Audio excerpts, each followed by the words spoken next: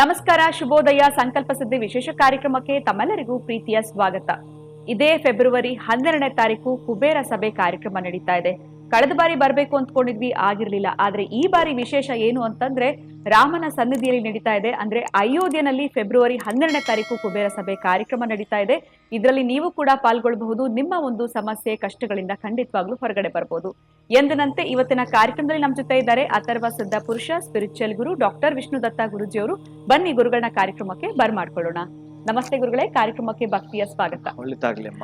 ಗುರುಗಳೇ, ಮೊದಲನೇದಾಗಿ ಫೆಬ್ರವರಿ 12ನೇ ತಾರೀಕು ಅಯೋಧ್ಯೆಯಲ್ಲಿ ಈ ಬಾರಿ ಕುಬೇರ ಸಭೆ ಕಾರ್ಯಕ್ರಮ ನಡೀತಾ ಇದೆ. ಬಹಳಷ್ಟು ಖುಷಿ ತಂದಿರುವಂತಹ ವಿಚಾರ ಅಂತ ಹೇಳ್ಬೋದು. ತಮ್ಮನ್ನ ಭೇಟಿ ಮಾಡುವಂತದ್ದು, ಶ್ರೀರಾಮನ ಭೇಟಿ ಮಾಡುವಂಥದ್ದು ಎಲ್ಲವೂ ಕೂಡ ಅಟ್ ಎ ಟೈಮ್ ಆಗುವಂತ ವಿಚಾರ ಅಂತ ಹೇಳ್ಬೋದು. ಸೊ ಅಲ್ಲಿ ಮಾಡ್ತಾ ಇರುವಂತಹ ಉದ್ದೇಶ, ಇದ್ರ ಬಗ್ಗೆ ಒಂದ್ ಸ್ವಲ್ಪ ಮಾಹಿತಿ ವೀಕ್ಷಕರಿಗೆ ಇವತ್ತಿನ ಕಾರ್ಯಕ್ರಮದಲ್ಲಿ ತಿಳಿಸ್ತಾರೆ. ಓಂ ವಿಶ್ವಸ್ಮೈ ನಮಃ.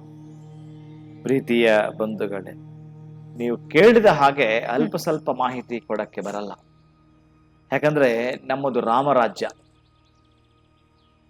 ರಾಮಾಯ ರಾಮಭದ್ರಾಯ ರಾಮಚಂದ್ರಾಯ ವೇದಸೆ ರಘುನಾಥಾಯ ನಾಥಾಯ ಸೀತಾಯ ಪತಯೇ ನಮಃ. ಒಬ್ಬೊಬ್ಬರನ್ನು ಹೆಸರಲ್ಲಿ ಕರೀತಾರೆ. ಕೌಸಲ್ಯಾ ಸುಪ್ರಜಾ ರಾಮ ಪೂರ್ವ ಸಂಧ್ಯಾ ಪ್ರವರ್ತತೆ. ರಾಮನ ಬಗ್ಗೆ ಏನು ಹೇಳಿದ್ರು, ಎಷ್ಟು ಹೇಳಿದ್ರು, ಅದರಲ್ಲೂ ಕೂಡ ಈಗ ನಡೀತಾ ಇರತಕ್ಕಂಥದ್ದು 500 ವರ್ಷಗಳ ಇತಿಹಾಸದಲ್ಲಿ ನಮಗೆ ಅಲ್ಲಿ ಕಲ್ಯಾಣೋತ್ಸವ ಮಾಡ್ಲಿಕ್ಕೆ ಸಿಕ್ಕಿರ್ತಕ್ಕಂತಹದ್ದು ಕೂಡ ಒಂದು ಯೋಗ. ಅದು ಪ್ರತಿಷ್ಠಾಪನೆ ಸಂದರ್ಭದಲ್ಲಿ ಈಗ ನಾವು ಮಾಡ್ತಾ ಇರೋಂಥದ್ದು. ಅದಕ್ಕೆ ಯಾರಿಗೆ ಯೋಗ ಇರುತ್ತೋ ಅವರು ತಪ್ಪಿಸ್ಕೊಳ್ಳಲಿಕ್ಕೆ ಸಾಧ್ಯವೇ ಇಲ್ಲ. ಅಷ್ಟ ಐಶ್ವರ್ಯಗಳನ್ನ ಪಡ್ಕೊಳ್ಬೇಕು ಅನ್ನೋರು. ಆಮೇಲೆ ಬಹಳ ಮೆಸೇಜ್ ಇದೆ ಇದರಲ್ಲಿ, ಬಹಳ ಇದೆ. ಯಾರೆಲ್ಲ ಕೂಡ ಅಲ್ಲಿಗೆ ಆ ಕಲ್ಯಾಣೋತ್ಸವ ಅಲ್ಲಿ ನಾನೇ ಮಾಡ್ತೀನಿ, ಎಲ್ರು ಇರ್ತಾರೆ. ವಿತ್ ಕುಬೇರ ಸಭೆ ಅವತ್ತಿರುತ್ತೆ.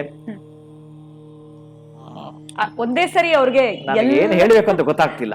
ಏನು ಅಂತಂದ್ರೆ ಆ ಕಲ್ಯಾಣೋತ್ಸವ ಇದೆಯಲ್ಲ, ರಾಮನಿಗೆ ಪಟ್ಟಾಭಿಷೇಕ ಆಗ್ಬೇಕು. ಆ ಸಂದರ್ಭದಲ್ಲಿ ಕಾಡ್ಗೊಟ್ಟೋಗ್ತಾನೆ. ಅವನು ಮದುವೆ ಆಗಲ್ಲ, ಬಟ್ ಆದ್ರೂ ಮದುವೆ ಆಗುತ್ತೆ ಅನ್ನೋ ಸನ್ನಿವೇಶಗಳನ್ನ ಬಿಡಿಸಿ ಪರ ಪ್ಲಸ್ ವಾದ, ನಾನೇ ಮಾಡ್ತೀನಿ, ಪರ ವಿರೋಧ ಎರಡು ನಾನೇ ಮಾತಾಡುವಾಗ ವಿಭಿನ್ನವಾಗಿರುತ್ತೆ.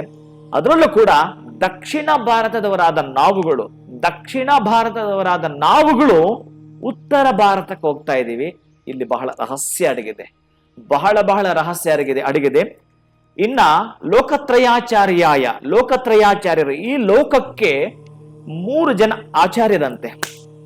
ಅವರು ಮಧ್ವಾಚಾರ್ಯ ಆಗಿರಬಹುದು, ಶಂಕರಾಚಾರ್ಯ ಆಗಿರಬಹುದು, ರಾಮಾನುಜಾಚಾರ್ಯರಾಗಿರಬಹುದು. ಇವರನ್ನ ಲೋಕಗುರುಗಳು ಅಂತ ಕರೀತಾರೆ, ಜಗದ್ಗುರುಗಳು ಅಂತ ಕರೆದು ಬಿಡುತ್ತಾರೆ.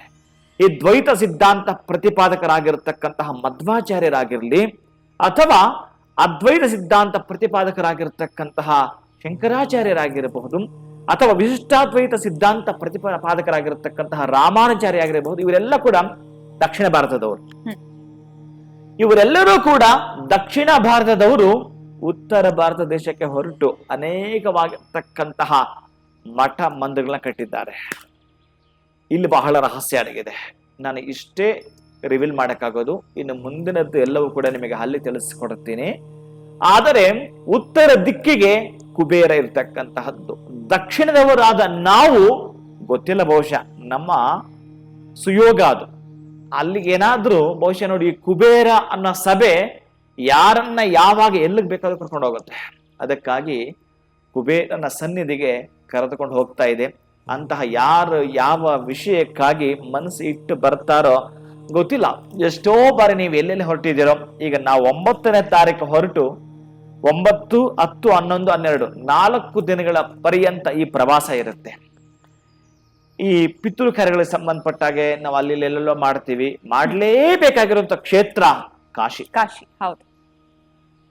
ಕರ್ಮಗಳು ಕಾಶಿ ಅಂದ್ರೆ ಕರ್ಮಗಳು, ಶಿ ಅಂದ್ರೆ ನಶಿಸಿ ಹೋಗ್ತಕ್ಕಂತಹದ್ದು. ಹೋಗುವಂಥದ್ದು ಯಾವುದೊಂದರ ಕರ್ಮಗಳನ್ನ ಈ ಪಿತೃ ಕಾರ್ಯಗಳೇನು ಮಾಡ್ತಾರೋ ಅದನ್ನ ಕಾಶಿಯಲ್ಲಿ ಮಾಡತಕ್ಕಂತಹ ವಿಧಿವಿಧಾನಗಳು ಇಲ್ಲಿ ಪಾಲ್ಗೊಂಡಿರುತ್ತೆ, ಅವಾಗಿರ್ತಕ್ಕಂತಹದ್ದು.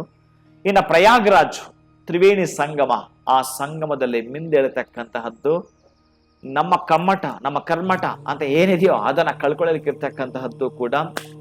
ಇನ್ನು ಅಯೋಧ್ಯೆಯಲ್ಲಿ ಆಮೇಲೆ ನೀವು ಕಾಶಿಯಲ್ಲಿ ಗಂಗಾರತಿಯಿಂದ ಹಿಡಿದು 12 ಪ್ಲೇಸ್ಗಳು ಅವರಿಗೆ ದರ್ಶನ ಇರುತ್ತೆ. ಬಹುಶಃ ಅದೇ ಇದನ್ನೇ ಮಾತಾಡಿದ್ರೆ ತಾಸುಗಟ್ಲೆ ಆಗತ್ತೆ, ಅದಕ್ಕೆ ಸೂಕ್ಷ್ಮವಾಗಿ ತಿಳಿಸ್ತಾ ಇದ್ದೀನಿ ನಾನು. 9 ನಾವು ಕಾಶಿಗೆ ಹೊರಟ್ರೆ 10, 11, 12 ಕಾಶಿ, ಪ್ರಯಾಗರಾಜ್ ಅಂಡ್ ಅಯೋಧ್ಯೆನಲ್ಲಿ ಇಷ್ಟು ದಿನ ಉಳ್ಕೊಳ್ತೀವಿ. 12ನೇ ತಾರೀಕು ಅಯೋಧ್ಯೆನಲ್ಲಿ ಕಲ್ಯಾಣೋತ್ಸವ ಇರುತ್ತೆ, ಸೀತಾರಾಮ ಕಲ್ಯಾಣ ಮಹೋತ್ಸವ ಜೊತೆಗೆ ಕುಬೇರ ಸಭೆ ಅಲ್ಲಿರುವಂಥದ್ದು. ಗೊತ್ತಿಲ್ಲ ಯಾರ್ಯಾರಿಗೆ ಹಣೆ ಬರೆದಿರುತ್ತಾರೋ ಅವರೆಲ್ಲರೂ ಕೂಡ ಬರ್ತಾರೆ, ಹೇಗೋ ಒಟ್ಟಾರೆಯಾಗಿ ಬರ್ತಾರೆ. ನೀವು ಏನೇನು ಯಾವತ್ತು ಎಲ್ಲಿ ಪಡ್ಕೊಂಡಿದ್ರೋ ಗೊತ್ತಿಲ್ಲ, ನೀವೇನು ಪಡೆದುಕೊಳ್ಬೇಕು ಅಂತ ಪಡೆದುಕೊಂಡೇ ತೀರುತ್ತೀರಿ. ಒಂದು ಬಾರಿ ಆದರೂ ಕೂಡ ಈ ಜನ್ಮ ಅಂತ ಇದ್ದ ಮೇಲೆ ಅದು 500 ವರ್ಷಗಳ ತದನಂತರ ಆ ಭೂಮಿಗೆ ಹೋಗ್ಲಿಕ್ಕೆ, ಆ ಭೂಮಿಯನ್ನ ಮುಟ್ಟಿ ನಮಸ್ಕಾರ ಮಾಡ್ಕೊಳ್ಳೋ ಒಂದು ಅವಕಾಶ ಸಿಗ್ತಾ ಇದೆ ಅನ್ನೋದು ಮಹತ್ತರವಾಗಿರುವಂತ ಸಬ್ಜೆಕ್ಟ್. ಹಾಗಾಗಿ ನಿಮ್ಮ ಭಾಗ್ಯ ದೊಡ್ಡದು, ನಮ್ಮ ಭಾಗ್ಯ ದೊಡ್ಡದು. ಸಮ್ಮತಿಯಿಂದ ನೀವು ನಾವು ಸಾಟಿ ಮಾಡಿ ನೋಡತಕ್ಕಂತಹ ಸುದಿನ, ಸುವೇಳೆ, ಸುಮುಹೂರ್ತ, ಸುಲಗ್ನ ಅಂತ ಇದ್ರೆ ಈ ಸಲದ ಕುಬೇರ ಸಭೆ, ಯಾರ್ಯಾರು ಕುಬೇರ ಸಭೆಗೆ ಬಂದಿರ್ತಾರೆ ದಯವಿಟ್ಟು ಅವರುಗಳು ಬರಬಹುದು. ಯಾಕೆಂದ್ರೆ ಅಲ್ಲಿ ನಡೀತಾ ಇದೆಯಲ್ಲ ಮಹತ್ತರವಾಗಿರ್ತಕ್ಕಂತಹ ಕುಬೇರ ಸಭೆಗೆ ತಾವೆಲ್ಲರೂ ಕೂಡ ಆ ಒಂದು ರಾಮನ ಸಾನ್ನಿಧ್ಯದಲ್ಲಿ ಅಯೋಧ್ಯೆಯಲ್ಲಿ ನಡೀತಾ ಇರತಕ್ಕಂತಹ ಆ ಒಂದು ಸೀತಾರಾಮ ಕಲ್ಯಾಣ ಮಹೋತ್ಸವ ಕುಬೇರ ಸಭೆ ತಾವೆಲ್ಲರೂ ಕೂಡ ಬನ್ನಿ, ವಿಶೇಷವಾಗಿ ಪಾಲ್ಗೊಳ್ಳುತ್ತಾ ತಮ್ಮ ಬದುಕಿನಲ್ಲಿ ಆರೋಗ್ಯ ಭಾಗ್ಯದ, ಆಯುಷ್ಯ ಭಾಗ್ಯದ, ಐಶ್ವರ್ಯ ಭಾಗ್ಯದ ಸಿದ್ಧಿರಸ್ತು. ಖಂಡಿತ ಗುರುಗಳೇ, ಎಲ್ಲೋ ಒಂದು ಕಡೆ ಬರ್ಬೇಕಿತ್ತು ಅನ್ಕೊಂಡಿದ್ವಿ, ಮಿಸ್ ಮಾಡ್ಕೊಂಡ್ಬಿಟ್ಟಿರ್ತಾರೆ ಅಂತ ಹೇಳ್ಬೋದು. ಆದ್ರೆ ಈ ಬಾರಿ ನೀವು ವಿವರವಾಗಿ ತಿಳಿಸಿದ್ರಿ ಅಯೋಧ್ಯೆಯಲ್ಲಿ ಯಾವ ರೀತಿ ವಿಶೇಷವಾಗಿ ನಡೀತಾ ಇದೆ, ಸೀತಾರಾಮ ಕಲ್ಯಾಣೋತ್ಸವ ಆಗಿರ್ಬೋದು, ಜೊತೆಗೆ ಶ್ರೀರಾಮನ ದರ್ಶನವನ್ನು ಪಡೆದುಕೊಳ್ಬಹುದು, ಕುಬೇರ ಸಭೆ ಕಾರ್ಯಕ್ರಮದಲ್ಲಿ ಪಾಲ್ಗೊಳ್ಬಹುದು. ಎಲ್ಲದಕ್ಕಿಂತ ಮುಖ್ಯವಾಗಿ ತಮ್ಮನ್ನು ಕೂಡ ಭೇಟಿ ಮಾಡ್ಬೇಕು ಅಂತ ಬಹಳಷ್ಟು ಜನ ನಮ್ಗೆ ಬಹಳ ದೂರಗಳಿಂದ ಕೂಡ ಕಮೆಂಟ್ಸ್ ಅಲ್ಲಿ ತಿಳಿಸ್ತಾ ಇರ್ತಾರೆ ಅಂತ ಹೇಳ್ಬೋದು. ಈ ಎಲ್ಲವೂ ಕೂಡ ಸಾಧ್ಯ ಆಗುತ್ತೆ ಇದೇ ಫೆಬ್ರವರಿ 12ನೇ ತಾರೀಕು ಅನ್ನೋದ್ರ ಬಗ್ಗೆ ತಿಳಿಸ್ಕೊಟ್ಟಿದ್ದೀರಾ. ಬಹಳ ಧನ್ಯವಾದಗಳು ಗುರುಗಳೇ, ತಮಗೆ ನಮಸ್ಕಾರ. ಹರೇ ಶ್ರೀನಿವಾಸ್. ನಿಮ್ಮೆಲ್ಲರಿಗೂ ಒಂದ್ ರೀತಿಯಾಗಿರುವಂತ ಇನ್ವಿಟೇಷನ್ ಫೆಬ್ರವರಿ 12ನೇ ತಾರೀಕಿಗೆ ಸಿಕ್ಕಿದೆ. ಏನೆಲ್ಲ ವಿಶೇಷತೆಗಳು, ಅಯೋಧ್ಯೆಯಲ್ಲಿ ಯಾಕೆ ಮಾಡ್ತಾ ಇದ್ದಾರೆ, ಅದರ ವಿಶೇಷತೆ ಏನು, ಕುಬೇರ ಸಭೆ ಕಾರ್ಯಕ್ರಮದಲ್ಲಿ ಪಾಲ್ಗೊಳ್ಳಬಹುದು, ಸೀತಾರಾಮ ಕಲ್ಯಾಣೋತ್ಸವ ಇದೆ ಅಂತಾನೆ ಹೇಳ್ಬೋದು. ಇದ್ರೂ ಕೂಡ ವಿಶೇಷತೆ ಯಾವ ರೀತಿ ಇರುತ್ತೆ ಅನ್ನೋದ್ರ ಬಗ್ಗೆ ಗುರುಗಳು ತಿಳಿಸ್ಕೊಡ್ತಾರೆ. ಪ್ರತಿನಿತ್ಯ ವಿಡಿಯೋಸ್ ನೋಡ್ತಾ ಇದ್ರೆ ಇದೇ ರೀತಿ ಹಲವಾರು ವಿಚಾರಗಳನ್ನ ನಿಮಗೂ ಕೂಡ ತಿಳಿಸ್ಕೊಡ್ತೀವಿ. ಇದೇ ಫೆಬ್ರವರಿ 12ನೇ ತಾರೀಕು ಕುಬೇರ ಸಭೆ ಕಾರ್ಯಕ್ರಮ ಅಯೋಧ್ಯೆಯಲ್ಲಿ ನಡೀತಾ ಇದೆ, ನೀವು ಕೂಡ ಪಾಲ್ಗೊಳ್ಳಬಹುದು. ಅದರ ಜೊತೆನಲ್ಲಿ ನಿಮ್ಮ ಮನೆಯಲ್ಲಿ ಆಗಿರಬಹುದು ಅಥವಾ ನಿಮ್ಮ ಆಫೀಸ್ ಆಗಿರ್ಬೋದು, ಫ್ಯಾಕ್ಟ್ರಿನಲ್ಲಿ ಅನೇಕ ರೀತಿ ತೊಂದರೆಗಳು ಅಥವಾ ಮ್ಯಾರೇಜ್ ಡಿಲೇ ಆಗ್ತಾ ಇದೆ, ಹೆಲ್ತ್ ಪ್ರಾಬ್ಲಮ್ಸ್ ಇದೆ, ಸರಿಯಾಗಿರುವಂತಹ ಕೆಲಸಗಳು ನಿಮಗೆ ಸಿಗ್ತಾ ಇಲ್ಲ, ಕೈನಲ್ಲಿ ಹಣ ನಿಲ್ತಾ ಇಲ್ಲ ಅಂತಂದ್ರೆ ಖಂಡಿತ ಚಿಂತೆ ಮಾಡಬೇಡಿ.